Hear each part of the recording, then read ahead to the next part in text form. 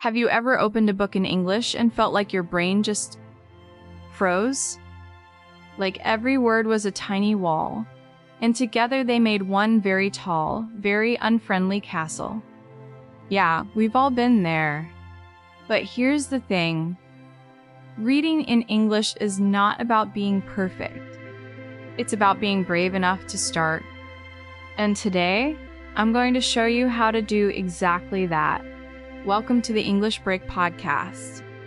I'm Nina, and this is the place where we make English feel less scary and a lot more fun. Before we dive in, if you're new here, welcome to the family. Hit that subscribe button so you never miss an episode. And if this kind of content helps you, give it a like.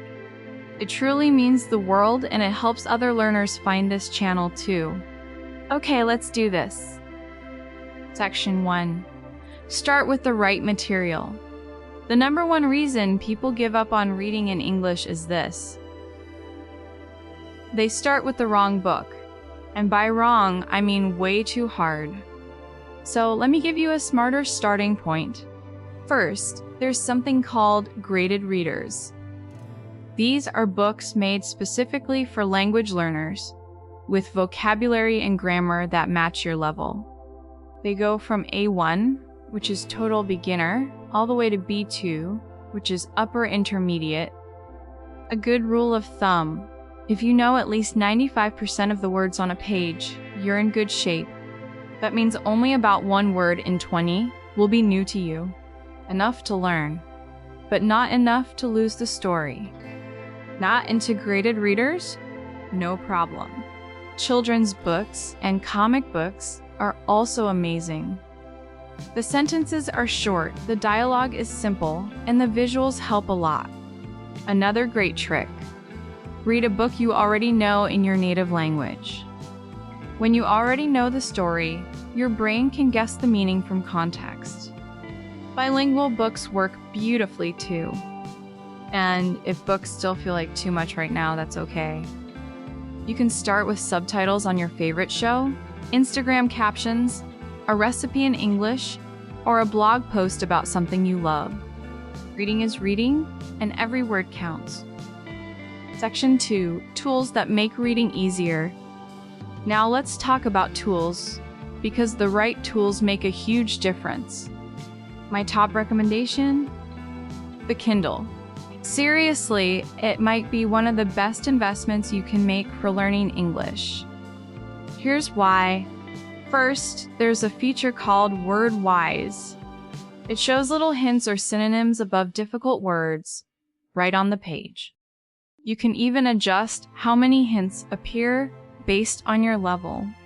Second, if you tap and hold any word, you get an instant translation or dictionary definition. No more stopping to grab your phone and search. But here's a pro tip. Don't just translate the word. Try to understand the whole sentence or paragraph. In English, one word can mean very different things depending on the context.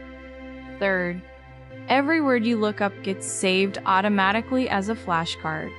The Kindle calls this the vocabulary builder. You can review those words anytime, which helps them really stick in your memory. You can also highlight expressions or grammar structures you want to study later. And buying English books on Amazon is instant. They go straight to your device. Another helpful tool is audiobooks. When you read and listen at the same time, you practice both comprehension and pronunciation together. It's like having a native speaker read to you. And one more thing. AI tools like ChatGPT can help you build word lists for specific book types. For example, if you're reading a novel, ask it for a list of common body language expressions like nod, shrug, or raise an eyebrow. Those tiny actions come up all the time in stories. Section 3. How to actually read 3 smart methods. Now, let's talk about how to read, because there's more than one way to do it, and the best method depends on your goal. Method 1 is called the contextual method. You read without stopping. When you hit an unknown word, you keep going and try to figure out the meaning from the surrounding text. This builds your reading speed and trains your brain to tolerate uncertainty. It's great for fluency practice. Method 2 is the selective method. You still move through the text, but you stop to look up words that are essential for understanding. If you can follow the story without that word, skip it. If you're completely lost without it, look it up. This is a nice balance between speed and comprehension. Method 3 is the active method. This one is for when you really want to study. You highlight unknown words as you read, finish the chapter, and then go back to study them. At the end, you write a short summary of what you read using the new words you just learned. This method takes more time, but it works. A few more tips that work no matter which method you choose. Read out loud. I know it might feel a little silly at first, but reading out loud helps with pronunciation, rhythm, and even confidence. Try to give the characters different voices. Have fun with it. Set small, consistent goals. Reading 5 to 10 pages every day is much better than reading 100 pages on a Sunday and then nothing for 2 weeks. Habits beat motivation every single time. And accept that in the beginning, you will read more slowly in English than in your native language. That is completely normal. You are not just reading, you are studying. Give yourself that grace. Vocabulary Corner. Let's pause for a quick vocabulary moment. Graded Reader, a book written at a specific difficulty level for language learners. Context. The words and sentences around an unknown word that help you understand its meaning. Flashcard. A study card with a word on one side and its meaning on the other. Fluency. The ability to read, speak, or write smoothly and naturally. Body language expressions.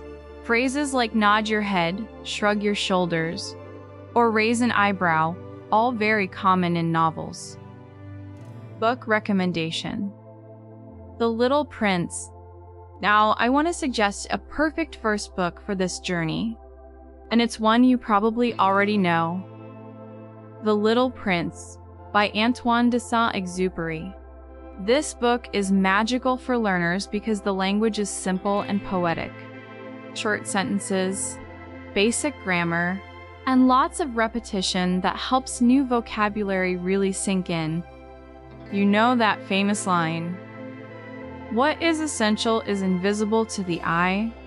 That kind of phrase stays with you, and it teaches you how English really sounds.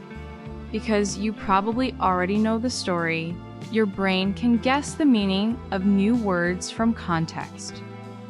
That makes reading much smoother and way less frustrating.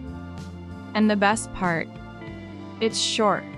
You can finish it in just a few sessions, which gives you that beautiful feeling of actually completing something. Progress is a powerful motivator. There are also adapted versions ranging from A1 to B1, plus audio recordings in English, so you can practice reading and listening at the same time. If you'd like to get your own copy of The Little Prince in English, I've left a link in the description below. Just a heads up, that's an affiliate link. You don't pay anything extra. The price is exactly the same for you. But when you purchase through that link, the channel earns a small commission. It's a simple way to support the work here while starting your reading journey.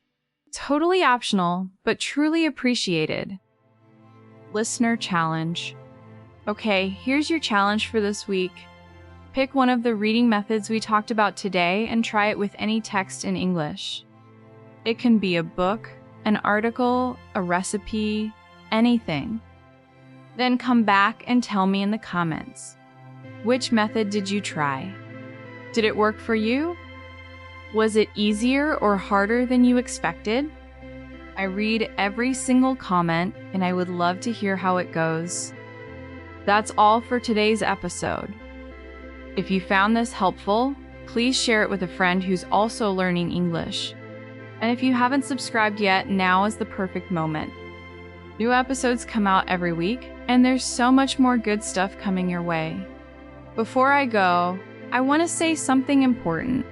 Learning a new language is one of the most courageous things a person can do. You are choosing to be a beginner again, to feel uncertain, to push through confusion. That takes real bravery. So whatever your English level is today, know this. Every page you read, every word you look up, every sentence you understand is a step forward.